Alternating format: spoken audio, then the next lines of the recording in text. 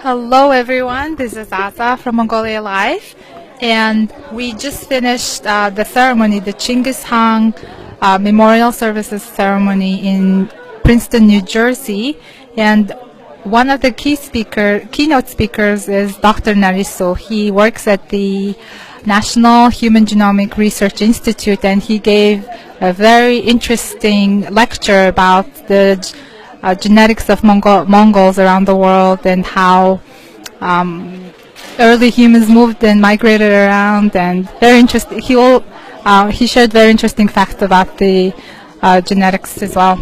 But we will meet him right now, and he will introduce himself in Mongolian a little bit, and then the majority of the interview will be in English too. So, Dr. Narsu. Hi, Dr. Narsu. Thank you so much for making time and visiting New Jersey from Maryland, right? And then participating in this memorial service. It was really interesting to learn from you. Can you please introduce yourself a little bit, firstly in Mongolian and then in English? Sami chanu namag narsu gudga bi Maryland амтэрдгаа National Human Genome Research Institute ажиллаж байдаг. Уул би Өвөр Монголын Улаан хотын Байранжуу хошуугаас ирсэн юм аа. Hi, this is Narsu, and I'm from Inner Mongolia, and I work at the National Human Genome Research Institute, and I've been doing some genetics work related to Mongolians. This is a kind of a side project that I have, and I mostly work with projects related to searching for genes susceptible to type 2 diabetes. But again, this is about Chinggis Khan ceremony, and I'm very excited to present my work on the genomes of Mongolians. Thank you so much. I'm sure we don't have enough time to look into all the details that you've presented, but can you please tell us the highlights of your presentation, and then I guess what's known so far, and what's most interesting to you from what you spoke to us today about Mongolian genomes?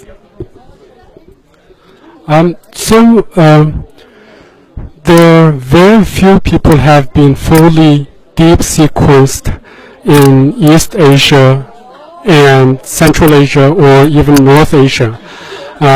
However, plenty of Caucasian samples and African samples or individuals have been fully sequenced, and including there's quite a number of Han Chinese people, Japanese people whose genomes have been sequenced. However, sequencing the genome of Mongolian is important in a sense that it will just fill a big gap of the entire human populations in terms of genetics and genomics, because Mongolians represent a good number of people in Siberia, in Northern Asia. So what we have found so far is that if we look at the genomes of Mongolians, they differ very much from the rest of the East Asians, and also from Caucasians and Africans, which is expected. But the difference between Mongolians and other East Asians, including Han Chinese and Japanese, which was probably the most interesting part of this study. And currently we are still analyzing the data, and we are finding many more interesting stuffs. Thank you so much. We understand that your studies are not final and they cannot be published right now, but they will be soon, and then we'll be providing more information about the findings. What do you think about, how the descendants of Chinggis Khan, there's this saying, it's quite popular, that the descendants of Chinggis Khan are everywhere, like 1 in 11th or 1 in 10th man is a descendant of Chinggis Khan. Is that true? What do you think?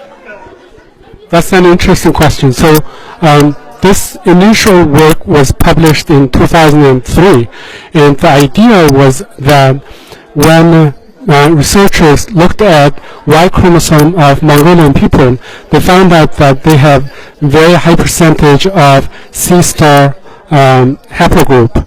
And this kind of haplogroup is not so much present in the rest of the world.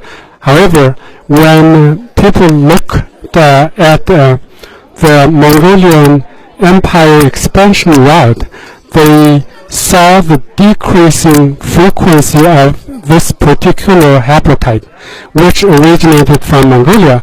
So based on this observation, people postulated that Chinggis Khan must have C3 haplotype, again C-star haplotype. However, based on our first sequence of the Mongolian genome, we find that this particular individual has D haplogroup, which is quite different from C haplogroup, and so I think we need to spend a lot more time. We need to spend a lot more time and need more data to study carefully, because unless we find any kind of remains from the Great Han, we have no definite way to tell that what his DNA looks like or what his DNA is. However, there are many different ways to look at this problem. For example, if we can look at the DNAs of his great-great-grandchildren and all of the descendants' DNAs, and then trace back the DNA of Chinggis Khan. So I think this is an ongoing discussion, and there are a lot of things need to be done, and this is probably one of the exciting things that I would like to follow, hopefully very soon. Thank you so much. One more question. Just recently, Mongolia Live's been talking one of our fans about the relationship between the Tatang people in Mongolia, the reindeer people in northern Mongolia, and the Sami people in Finland, Norway. Do you know if there is any study been done or any clue that might be true? Because we heard that there is a legend that Mongolian soldiers went to that area in Norway and Finland and would fish in the river and protect the locals and exchange cultures and customs. And a lot of the Sami people there were similar to Mongolian Dales in outfits, and also they are reindeer people. So it is well known that people in Europe and East Asia have exchanged a lot of genes. By that, what I mean is that in recent 1,000 years, there has been plenty of gene exchange between Europe and East Asia. And I'm not so surprised that Sami people are similar to Mongolians in some respects. But I think we need to do very careful genetic studies to really dissect this observation. And in fact, we've already started to work on this, and I think we have some preliminary data which is actually interesting, and I think support this kind of similarities in some sense. But I think we will just finalize our analysis and present this in a near future. Thank you so much. Oh, one more question. Last one. This is the last one. Is that okay? What about the Hazara Mongol people in Afghanistan? Can you tell us more about their genetic makeup and how they are related to Mongols? So actually, this is pretty well known. So there's a collaboration of international scientists called Human Genome Diversity Panel. This consortium has collected a lot of individuals' DNAs, including Hazara people, and also a few individuals from Mongolia. So essentially what they have found out is that Hazara people and Mongolians share a lot of genetic materials, and among different ethnic groups around the world, both share a lot of similarities in terms of genetic background. So I think there's not so much doubt that Hazara people has very much of similar genetic information with Mongolians.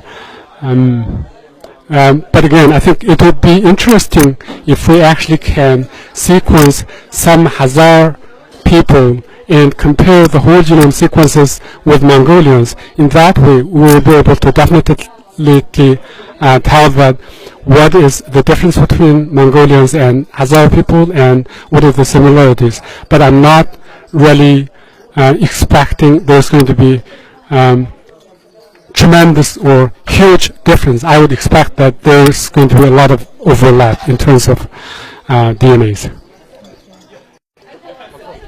Thank you so much, Dr. Narsu. So we wish you all the best in your ongoing research, and thank you so much for your time. And we look forward to learning more about your findings and your official conclusions in your study.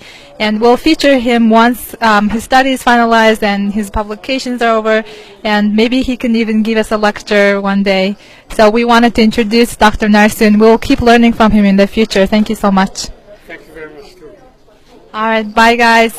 I'm so glad we found this doctor that we can learn more about Mongol genomics, and it's quite a recent study as well, and not many people are doing it. So we're so thankful that he's doing this important work.